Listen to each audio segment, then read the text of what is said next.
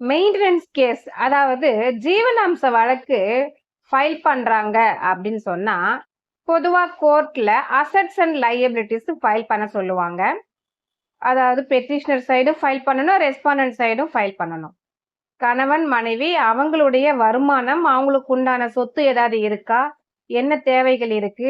எவ்வளோ செலவினங்கள் இருக்கு? அத மாதிரியான விஷயங்களை எல்லாம் ஃபைல் பண்றது தான் அசெட்ஸ் அண்ட் லையபிலிட்டிஸ் சொல்லுவாங்க. அது ஃபைல் பண்ணதுக்கு அப்புறம் தான் வந்துட்டு என்கொயரி நடக்கும். என்கொயரி பண்ணதுக்கு அப்புறம் ஆர்டர் பாஸ் பண்ணுவாங்க. ஒரு ஒரு வைஃப் வந்துட்டு மெயின்டனன்ஸ் கேஸ் போடுறாங்க டெல்லியில. போட்ட உடனே அந்த ஃபேமிலி கோர்ட்ல வந்து அசெட்ஸ் அண்ட் லையபிலிட்டிஸ் வந்து அவங்க ஃபைல் பண்ணவே இல்ல. பண்ணாமலே கணவருடைய வருமானத்த வச்சு அவங்க ஒரு ஆர்டர் பாஸ் பண்ணிடுறாங்க. அந்த ஆர்டர சேலஞ்ச் பண்ணி அந்த ஹஸ்பண்ட் என்ன பண்றாரு, criminal revision petition Delhi high கோர்ட்ல ஃபைல் பண்றாரு. அப்போ ஹைகோர்ட் என்ன சொல்றாங்கன்னா, மனைவியினுடைய வருமானம், சம்பளம், மத்த சொத்து விவரங்கள் எதுவுமே அவங்க ஃபைல் பண்ணாத காரணத்தினால, அந்த குடுத்த ஆர்டர் வந்துட்டு செல்லாது.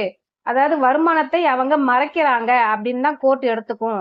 அதனால அவங்க வருமானத்த மறைக்கிறதுனால, அவங்களுக்கு குடுக்கப்பட்ட அந்த உத்தரவ வந்து ரத்து செய்றேன்னு சொல்லிட்டு, அந்த கேஸ வந்துட்டு அவங்க செட் அசைட் பண்ணியிருக்காங்க.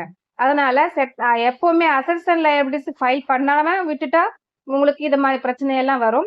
அதனால எப்பவும் கண்டிப்பா அத ஃபைல் பண்ணிடுங்க. கோர்ட் கேட்கல, இல்ல ஆப்போசிட் பார்ட்டியும் அத வந்து அப்ஜெக்ட் பண்ணல அப்டின்னா, அது நமக்கு சாதகமா இருக்கும்னு நெனச்சு அந்த தப்ப பண்ணிடாதீங்க. நம்ம சேனல சப்ஸ்கிரைப் பண்ணாதவங்க சப்ஸ்கிரைப் பண்ணிக்கோங்க. லைக் பண்ணுங்க, கமெண்ட் பண்ணுங்க. வேற ஏதாவது உங்களுக்கு டவுட் இருந்தாலும் இந்த கமெண்ட் பாக்ஸ்ல சொல்லுங்க. நான் அத கிளியர் பண்றேன். வேற வீடியோவும் போடுறேன். அது சம்பந்தமா நம்ம நெறைய பேசலாம். Thank you.